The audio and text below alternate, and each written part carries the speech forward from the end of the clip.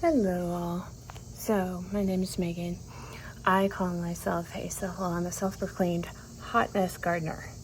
Um, and I say that because when I'm outside, I'm sweaty, I'm hot, I'm dirty. It is not pretty. It is not like I say it's not like skipping through a garden with a dress on and a face full of makeup. That's not me. But what I want to show you today is I started propagating roses for the first time. And I followed what I'm going to call the Floret method. It is where I followed how she cut it, when she took the cuttings, like the stages. Well, just go to Floret and look up rose propagation, and you'll find her video. But they are phenomenal, and I had done the Floret rose propagation method, but I did it in a plastic bin and then misted them every chance I could. So this is at the 6 weeks, and I think it's pretty good. So this is what I have at 6 weeks. This one I'm not sure, but look, I've got like roots coming out. Can you see it underneath? And then this one's got some really good growth.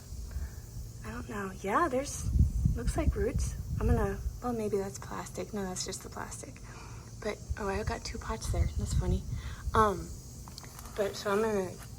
What I'm gonna do is and then this one, I'm not sure. It's still green. So I was gonna pull it and see if it was any good.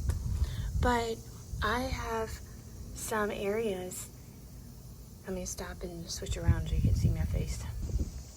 Okay, here I am. So I have some areas in my garden where with my roses, I underplant them. And when I say underplant, that means like I plant at the base of them basil and garlic. It helps deter aphids for all my roses. And so I have a lot of shade underneath my roses. These new roses are like, I don't know, hands width high. So I can plant them within the basil and the garlic, and they'll be shaded and start to acclimate, hopefully before the first freeze. I don't know. I'm trying this. This is the first time ever I've done this.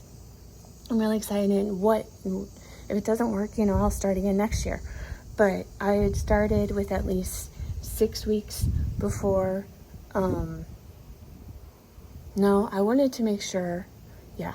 So we're in zone 6. I started these with more than enough time, with way more than 6 weeks before the first frost. And so I want to get them in the ground and sort of getting used to the atmosphere before the first frost. And I'm not going to cover them or anything. I'm going to just see what happens, if they don't. And then next year I'll go from there, because I don't have a greenhouse. And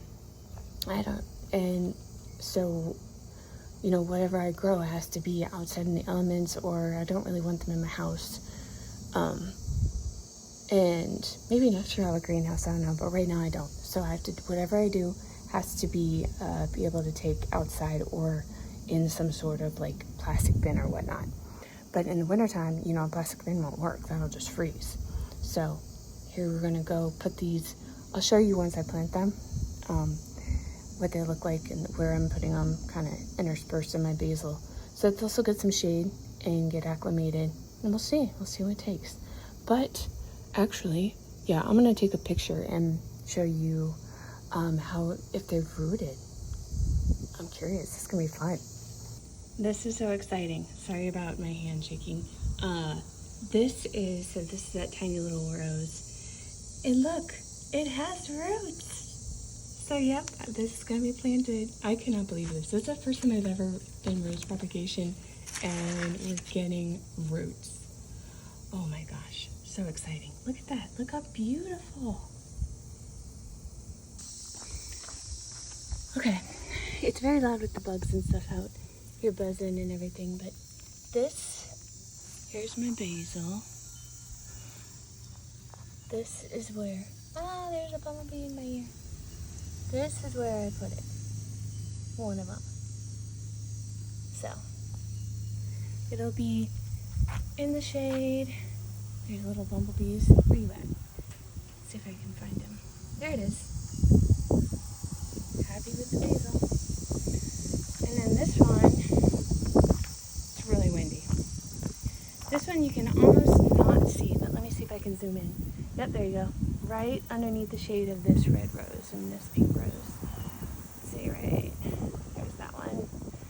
But it's right there. So if it takes, it takes. But right now it's protected in the shade and then from the elements and everything. We'll see.